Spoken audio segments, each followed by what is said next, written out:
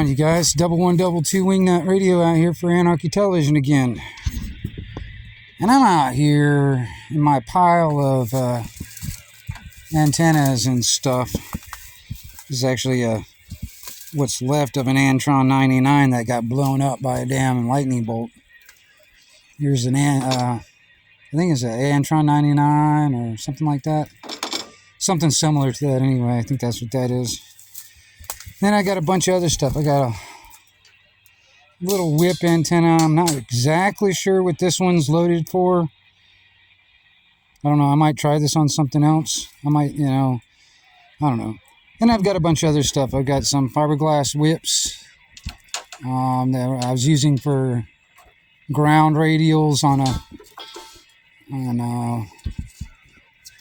like a Antron 99 type of an antenna. And I've got a couple of like steel whip antennas, this is all CB stuff, you know what I mean? 11 meter type antennas. Here's another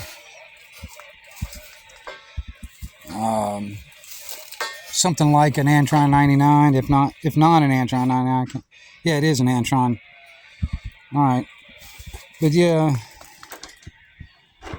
and I knew I had one, but I just hadn't messed with it in a long time. Because actually, like I said, I don't have a meter that, well, I probably do somewhere, but I just don't know where it's at the moment. But I had an old beam. It was actually, I think it was a 2 meter beam. I think it was 2 meters. That was sitting here, amongst all my antenna stuff. And I just pulled it out today because I was out here looking at it. And this is the front half of it. But that's the element side. Because this is actually, I think originally it was an 11 element. But that last element broke off, so it's only like a 10 element if I stick all this stuff on here. Right now, I just got it down to this 4 element. And like I said, the reason why I kind of need the meter, for one, it's got a gamma match on it. And I'm not quite sure where everything is sitting right now at the moment. I've just got it on receive. And actually, I've been able to hit a couple of repeaters that I normally can't reach. And I'm listening to some people right now that's on like GMRS. But I'm going to do some experimenting. Like I said, I got to find that meter if I've got one, which I think I do, but I can't remember. And I ended up putting like an air choke on it, just for shits and giggles. I mean, I don't know, I don't know. I'm just used to doing it. I don't know if it's absolutely necessary, but I'm used to doing it. But, yeah, like I said, it's like, it's very touchy. I don't know if you can actually hear that radio. I just get close to the antenna, it kind of knocks out the signal. Because I just turn it just a little bit. Turn it just a little bit. I mean, that beam works real good because it's pretty darn focused. But, I don't know, somewhere down the line, I might, if I can get it all working right, I might attach the rest of these elements on it and have like a 10 element beam. I don't know. Mostly just, like for me and my buddy that lives about 20 miles away from me. Me and him can talk to each other possibly, if he puts himself a beam up or something. Or a better antenna up. And,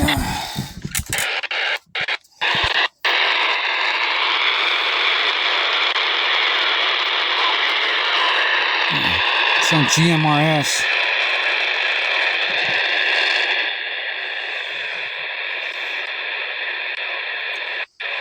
But I'm surprised, actually. I mean, honestly, the antenna and the coax have been sitting outside for years, and I haven't touched it in a few years. I got it from another buddy of mine that talks on the CB and stuff like that, and he had no use for it. So I was like, I'll take it. I might be able to do something with it. And like I said, it sat for a while. For one, like I said, I can't do, a lot of testing on it because I don't want to blow up my radio or ruin my radio because I don't really know if my SWRs are good. But, I mean, it ain't going to hurt nothing just to listen at the moment. I just, it just becomes iffy if I want to transmit using it. I mean, it's not a lot of wattage coming out of one of these radios, but it's possibly enough. If I transmit and it reflects back into this thing, it could ruin it, which is not a big deal because it's like, what, $20 or something like that for one of these radios. But I'm trying not to ruin it. But I mean, I would like to get the trying to find that meter. I've got one somewhere. I know I do. I just can't remember where I put it and if it actually works. I mean, as far as I know, it works. I got it from the same guy I got the antenna from, so I mean, as far as I know, everything works.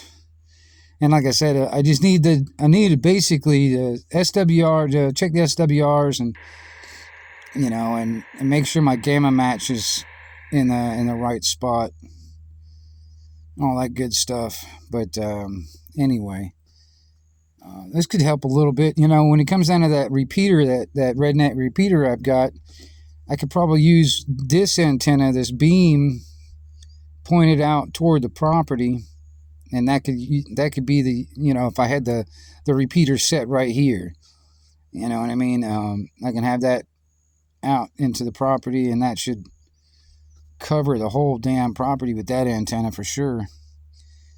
And and that's also another reason why I made that little coat hanger antenna, because I can have that out there in the field. It'd be even more of a antenna than having something like this on your radio. I don't know. I'm gonna tell you something, man. If you guys really want to try and get more distance out of these radios,